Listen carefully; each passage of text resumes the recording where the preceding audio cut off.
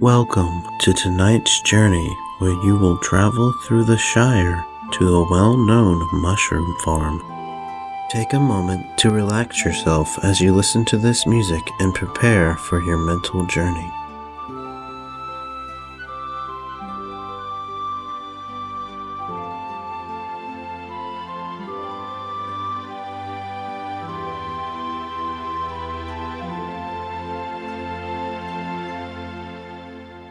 You stand in the kitchen in your cozy hobbit hole under the hill. It is dark out, but you are up rather early as you have a long journey ahead of you.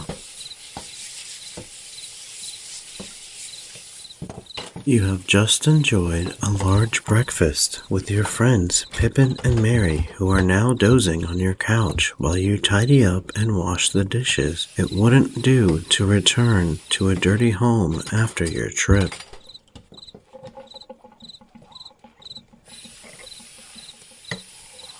Your friends are heroes of the Shire and knights of distant lands, and they have invited you on a trip to visit their dear friend Aragorn. It will be your birthday in a few days' time, and though you've always lived the simple life of a typical hobbit, your friends' incredible tales of their journeys have made you eager to see more of the world. You are curious about life outside the Shire, and you long to encounter the likes of elves, dwarves, and men.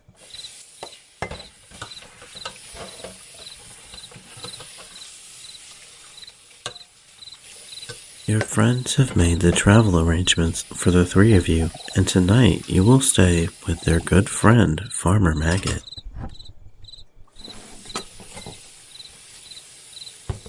They have had 3 ponies sent to his farm, and he has been looking after them for you while he awaits your arrival.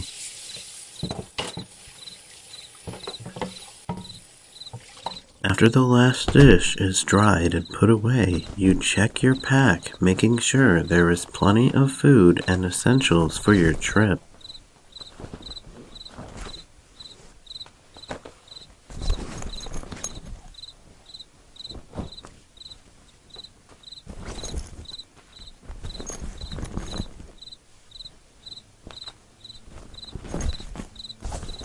At last you are ready, and you walk over and shake your 2 friends awake, gently encouraging them to shake off their tiredness.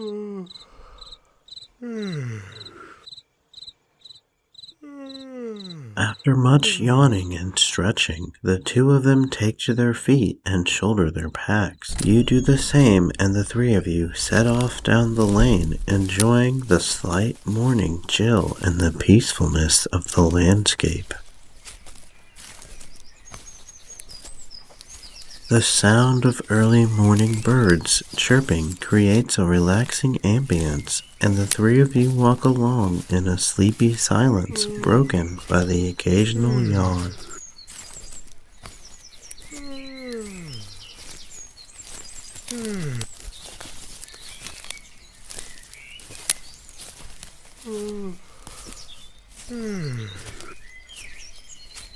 There are many rolling, lush green hills, often with colorful round doors and windows set into the sides of them. These hobbit holes house your friends and neighbors, and you smile fondly to yourself when you pass familiar doors. You have grown up and spent your entire life in this peaceful, happy community, and it holds a dear place in your heart. You know that this wonderful quiet corner of Middle-earth will always be your home, no matter where your adventures take you.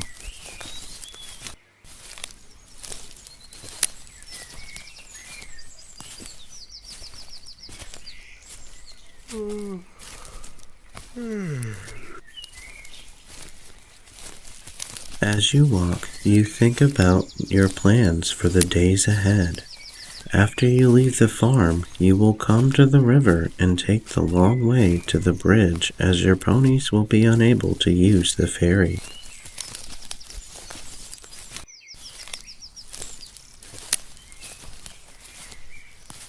beyond that, you will journey through the woods where a dangerous and grouchy willow tree once tried to eat your friends. You are a bit nervous about that, but you trust your friends and you know that they have faced much more perilous things than violent trees in their time. They have seen both battles at home and abroad. You also take comfort in the fact that they have arranged for the three of you to stay at the home of the very stranger that rescued them from the willow tree.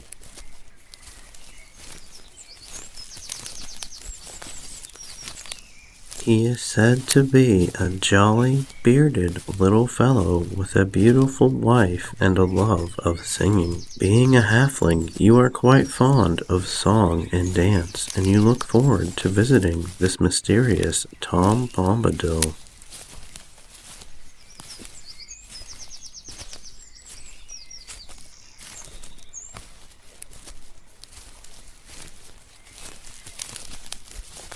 As you reach the top of a hill, you notice the beginnings of a beautiful sunrise.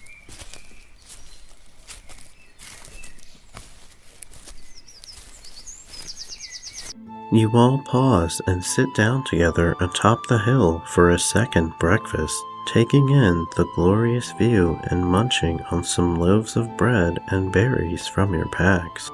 The little ball of golden light slowly rises higher and higher into the dark blue sky, creating streaks of pink, orange, and yellow. You admire the view until the whole sky is a blazing bright cerulean.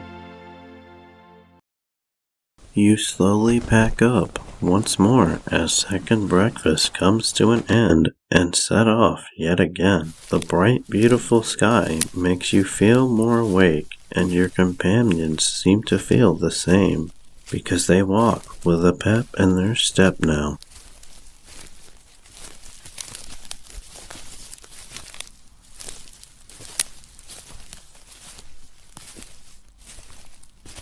Feeling refreshed and cheerful, your companions begin regaling you with stories of their previous adventures.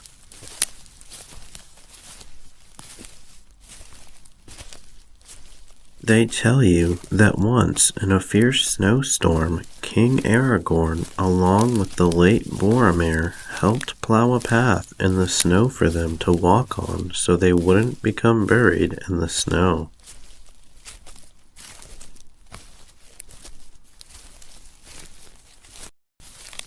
Eventually, your path leads you to a forest, and the topic turns to that of the mysterious and beautiful woods of Lothlorien, where your friends had the pleasure of experiencing the hospitality of the elves. There, the ethereal Lady Galadriel bestowed wonderful gifts upon their fellowship.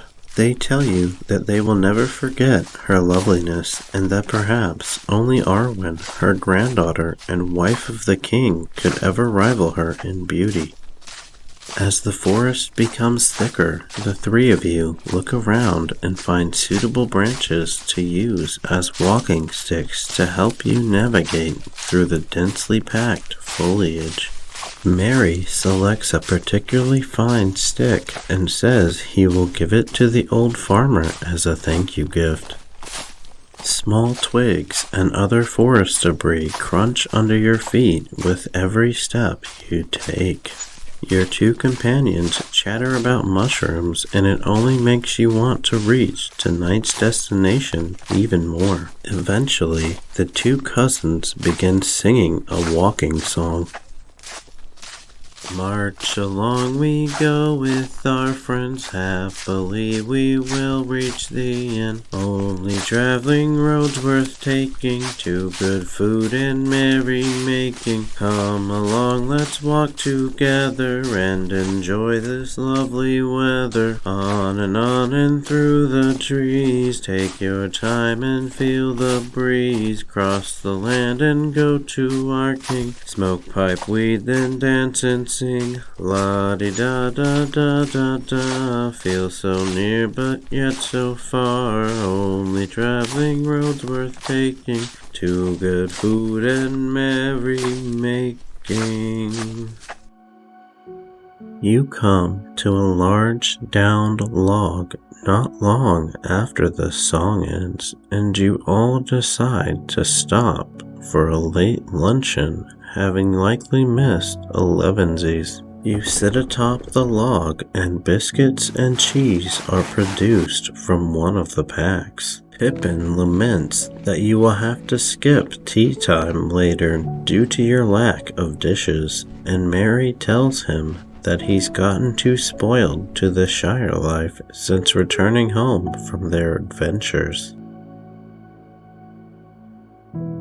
Pippin laughs and agrees, but assures you that the king will ensure that you have all your meals at proper hours once you arrive at his castle.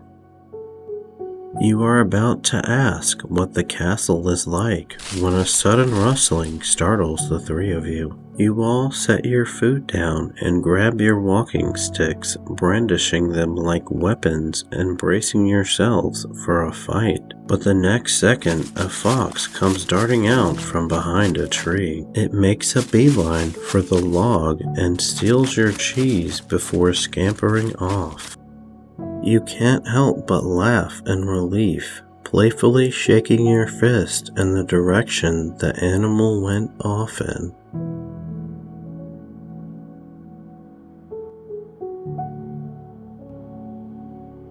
Grumbling, Pippin quickly stuffs the rest of his share into his mouth before the beast can come back for seconds. Chuckling, you poke his bulging cheek and finish off your biscuits before packing up and setting off once more. It's not long before you encounter a stream cutting off your path. Mary suggests that instead of trying to jump it, you should build a makeshift bridge. You and Pippin agree, and the three of you set about looking for suitable materials. After a few moments, you meet back at the stream, each holding long, thick branches.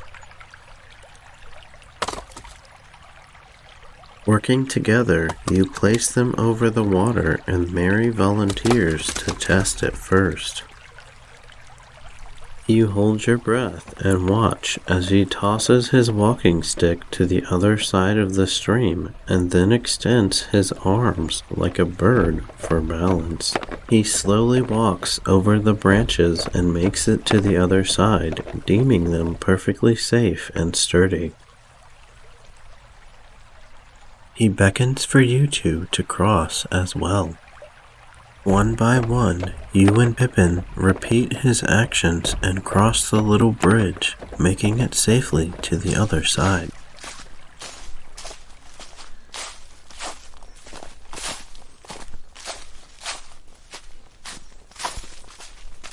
You soon emerge from the forest and see that ahead of you is a seemingly infinite stretch of bogland. You take heart, thinking that surely it won't be too much longer until you reach the mushroom farm. The land becomes damper as you continue on, and your feet become muddy.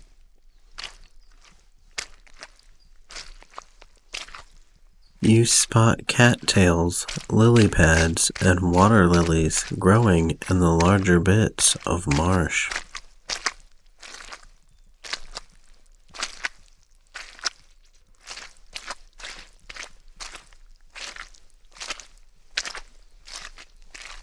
Mary expertly navigates you around the land, going around the puddles, and you and Pippin walk single file behind him, not wanting to misstep and end up in the water.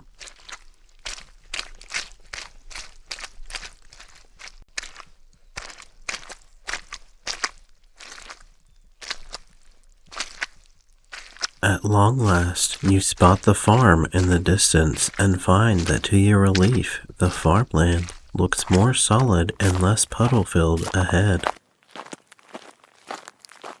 In a spurt of excitement, Mary takes off running towards the farmhouse. You and Pippin follow suit, eager for food and rest. It has been a long day of walking, and you are ready to sit down and relax. As you reach the front of the house, you are greeted by a thick-set, ruddy-faced hobbit. He introduces himself to you and shakes your hand, then says for you to come and meet your ponies before it gets dark. He leads you to a stable where your 3 steeds are being kept alongside his own beast. The first pony is Chestnut with a tan mane and tail. The next is Palomino with a cream mane and tail, and the last is a dappled gray with white spots and a white mane and tail. You spot a bucket of apples on the floor and pick one up, feeding it to the beautiful dappled pony.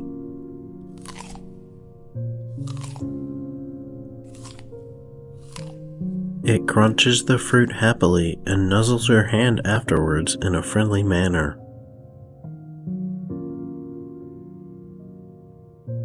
Your companions feed the other 2 ponies apples as well, and you pet your pony's head affectionately, knowing that this is the one that you want. The steeds all appear to be calm and well cared for, and you thank the farmer for taking such good care of them. He says that it's been no trouble at all and to come inside for a drink. You bid your pony goodbye for now and follow the farmer into his house.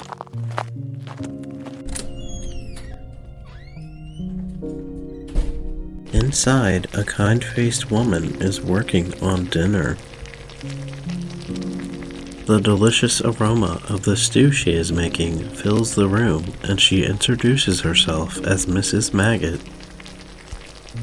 She gestures for you all to sit at the table and sets out mugs, filling yours with your favorite drink.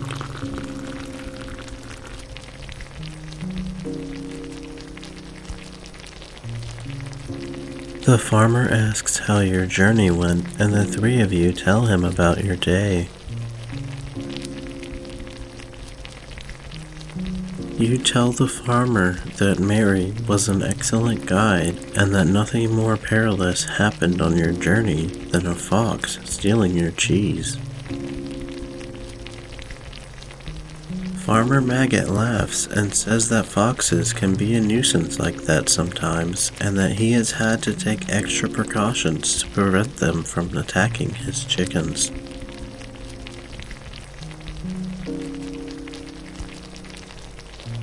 When your mugs are empty, the farmer prepares a bath and says that you may wash before dinner. There is only one tub, and your friends allow you to go first. You take a clean outfit from your pack and follow the farmer to a room near the back of the house where a large basin of warm water sits. Once he leaves, you strip off your clothes, which are a bit dirty from your long walk today. You place them in a pile near the tub and check the temperature of the water with a toe. Satisfied, you step in and sink down, letting out a sigh of content as the warm water envelops your body, easing the slight ache and tiredness of your legs and feet. You close your eyes and enjoy the feeling for a little while.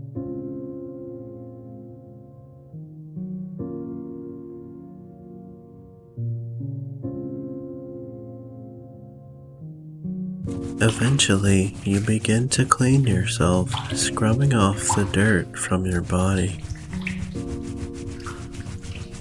Your feet are especially muddy from walking through the marshlands, and you make sure they are squeaky clean before you get out and dry off. You change into your clean clothes and return to the kitchen feeling refreshed.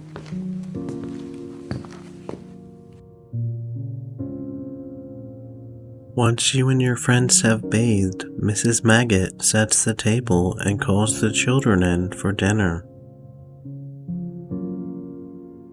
Introductions are made, and before long, everyone is enjoying bowls of delicious stew and plates of seed cakes.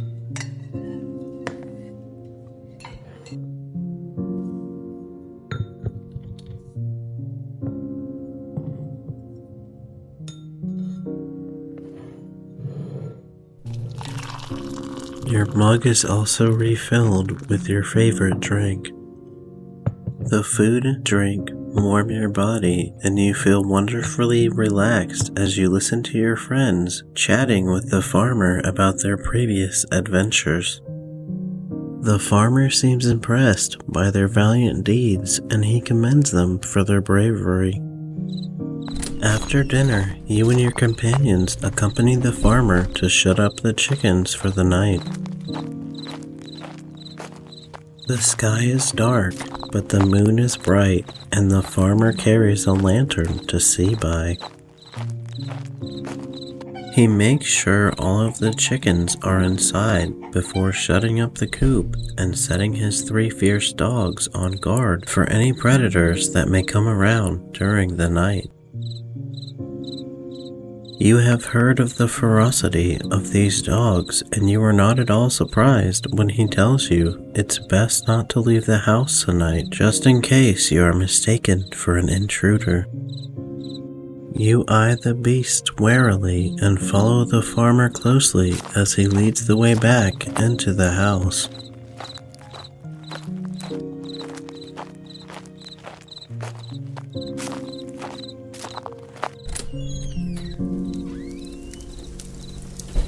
The 4 of you sit in the farmer's living room and begin reciting silly poems for fun.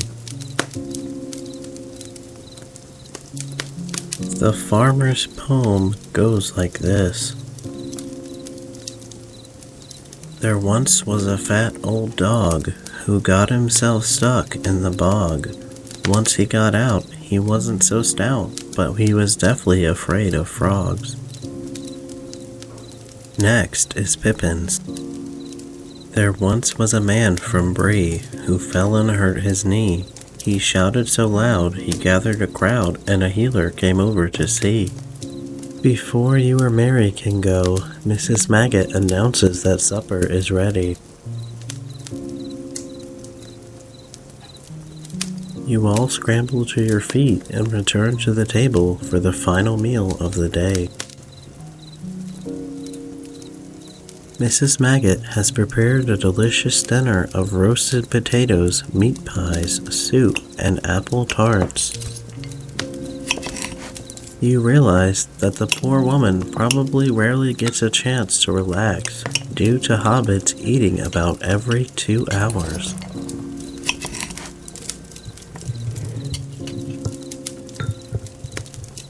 You decide that if you wake up early enough, you will help her with breakfast in the morning. After supper, you and your friends sit around the fire in the living room with the farmer. Pippin gifts him with a fresh bag of Longbottom leaf, and the 4 of you take out your pipes and start to smoke.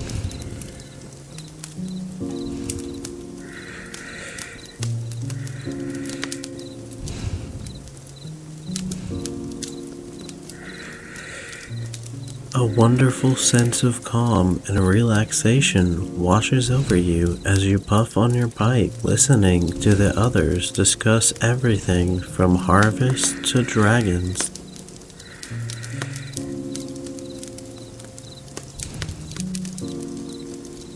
Your eyes half close as you continue to smoke your pipe, the tiredness from the day's journey starting to catch up to you. Seeing how tired you are, Mrs. Maggot begins building a large pallet of cushy blankets and pillows on the floor for the 3 of you.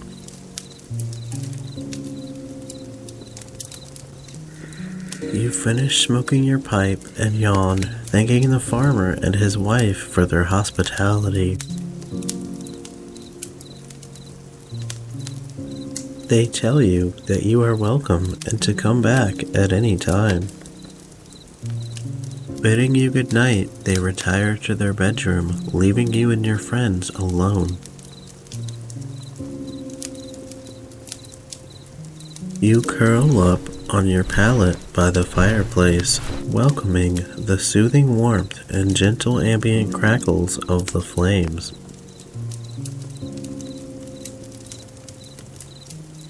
Your friends lie down beside you, and you all tell each other goodnight before settling down to sleep.